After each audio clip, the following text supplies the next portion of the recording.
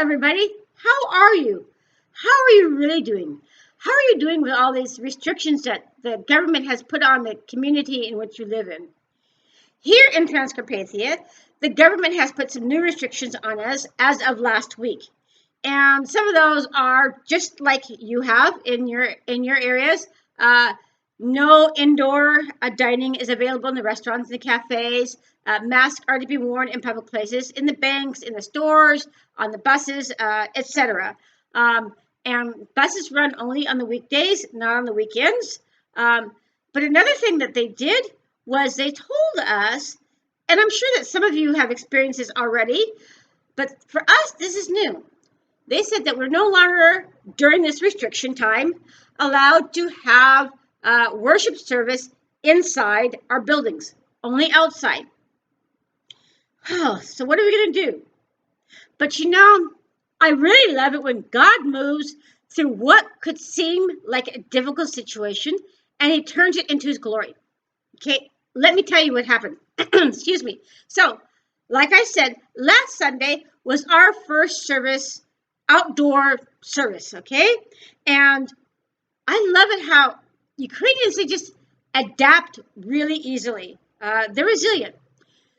They came in, they got the chairs, they put the chairs outside, just like as if we've been doing this forever.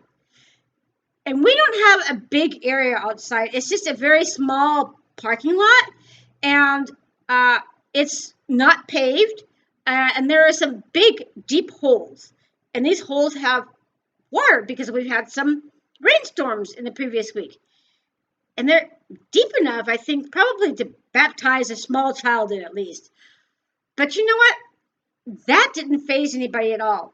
They placed the chairs around, in front, or behind the holes. And it was like as if this is something that we've done for a long time. I was amazed. And another thing that was really cool, as I sat there and as I was listening to the service and just listening to the teaching, I was looking around. And you know what I saw? We have a store that's right next door to us. And people go in there and they buy food and they buy coffee. They also buy beer or other alcohol. And they stand outside and they drink. What's cool is because it's next door to us, they heard the worship service. They heard the sermon.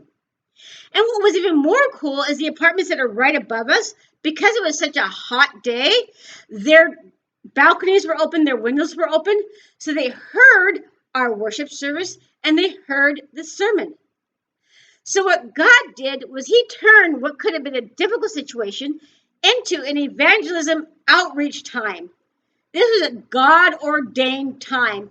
And I love it when God does stuff like that, because it's like God just moved. He said, you know what? Sure, you're going to have restrictions, but you know what? It's going to be for my glory. That is so way cool. Don't you think so? I did. I was just blessed. And it wasn't just that the stores were there or the apartment buildings, their windows were open. It was people driving by, okay? So people drove by. They didn't just drive by and pause for a second and drive on. They drove by, they stopped, they rolled down their windows, they listened in, and then they went on. And the same thing with people walking by. They walked by, they stopped, they turned, and they listened. And there was one man who stood there the entire time during the service and listened to the whole thing. I was just like, wow, go God. Yes, go God. Yay, go God. Another thing that is really cool is that on June 21st, I celebrated my 6-year anniversary of living here in Mukacheva. Okay, so 6 years is great, but this is a really huge milestone for me. Why? Because growing up in my childhood, in my teenage and in young adulthood, I never lived in one city or in one dwelling place for more than 4 years. So here I am, 6 years, same city, same apartment building. Wow, that is really cool. That's very, very cool. And with that, the Lord has been gradually, even before this 6-year anniversary, he's been speaking to me about settling down, buying a house. I remember that I've talked to my pastor several times that I want to buy a house, I want to buy a house, I want to buy a house. And I'm like, why do I want to buy a house? Because a house brings about a sense of permanency to the Ukrainians. Why? Because when you're renting an apartment or even renting a house, you can pack up and leave any day. And Ukrainians have seen this happen. Many people have come and gone in their lives. But through buying a house, to them, it means that you're here and that you're here and you're settling down and becoming more of a part of the community in which they live in. And that speaks just volumes to them. And I've seen this firsthand with my pastor and his family. They bought a house. Man, their door is like revolving. They have people coming in and out all the time, just hanging out. Not necessarily just like, oh, I want to talk to the pastor because I have some ministry needs. They come in, they play games with his kids, they hang out, they talk.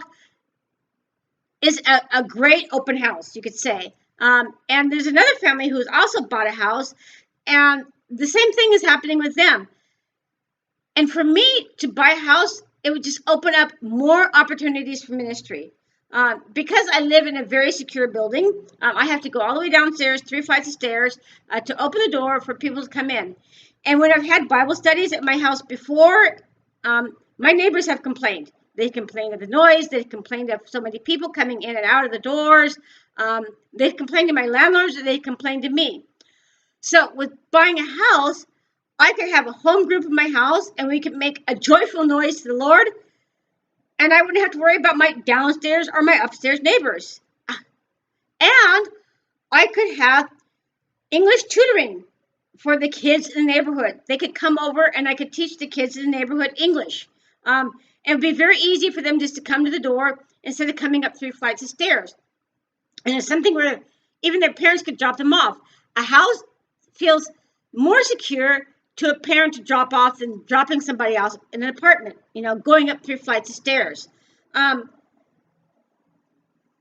This is something that the Lord has been, like I said, been placing on my heart for a while. It's not just a 6-year anniversary, hey, Vanessa, let's go buy a house. This is been bit by bit by bit and becoming stronger and stronger and stronger.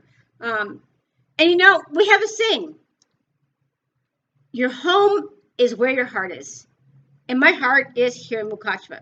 I've had offers from different cities to move there and to minister in those cities, but the Lord has just closed those doors. It's like, no, He's actually told me, stay here in the city and continue in the ministry that I have given you.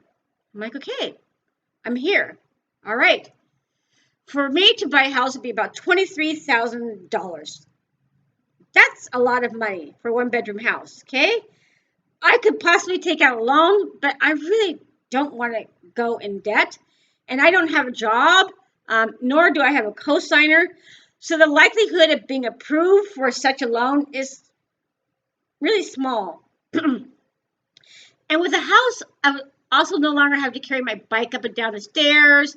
I would have some land to have my garden, and I could grow vegetables. And I wouldn't have to go to the open market to buy my vegetables. I could have a place to store them. So there's many, many opportunities that a house would open up. For me personally and for ministry as a whole, I really see a home group in a house happening. I really see tutoring English with kids and with students in a house. And I see people coming in and out and just dropping in for a cup of tea, a cup of coffee, hanging out and having fun, and just chatting. And not necessarily saying, Vanessa, I have this problem. Can you pray with me, please? It's living life in the community that I'm serving. And a house would just be an investment in the community.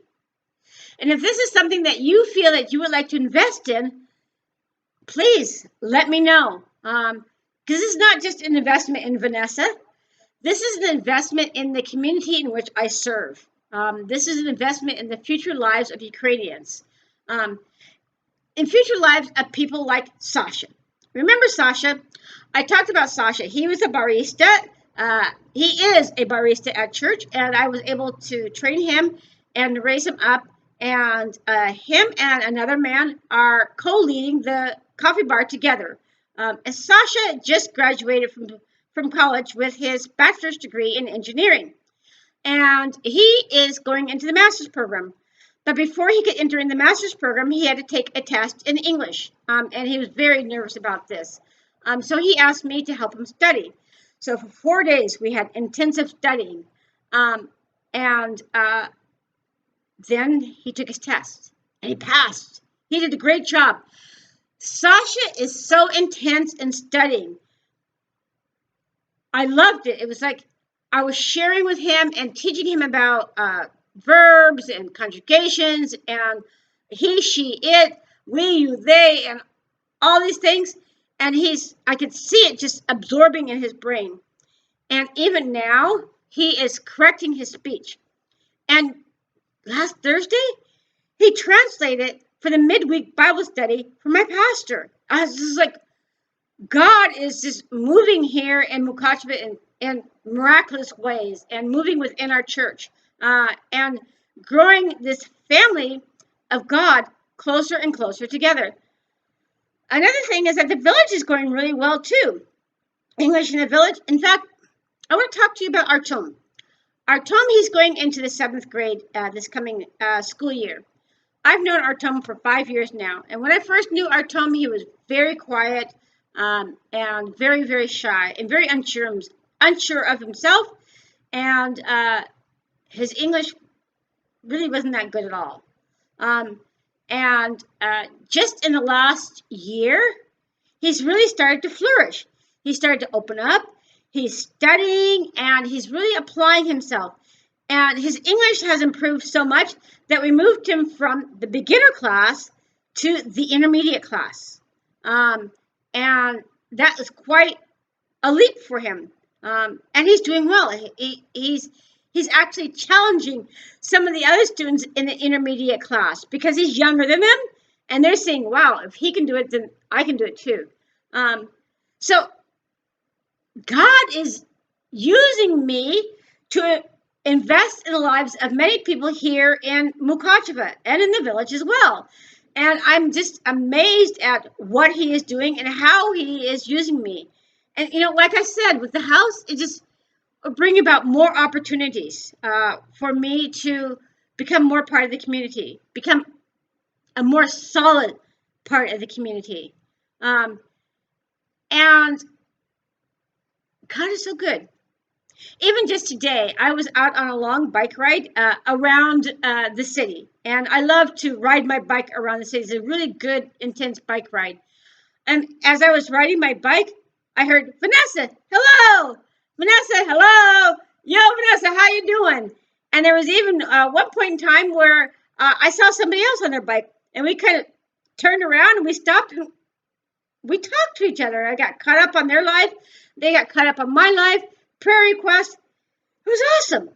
It was awesome. So God is doing a lot of things here in Mukacheva and in our church. And stay tuned because next month I want to update you more on what's going on and what the Lord is really doing here. And so, like I said before, if you would like to invest in a house, it's not just a house for Vanessa. This is a house for the community. This is an extension of the church is how I'm seeing this. An extension of Bible study, an extension of home groups, an extension of English club at the house, and a time for Ukrainians to come in whenever they desire to have a cup of tea, a cup of coffee, something yummy to eat, and sit down and to relax and just converse and to have a time of, if they need time of prayer or they just want to hang out and play board games, God can move by playing board games as well. So this is what's going on in my life. And I'd love to hear about what's going on in your life. How are you doing with COVID?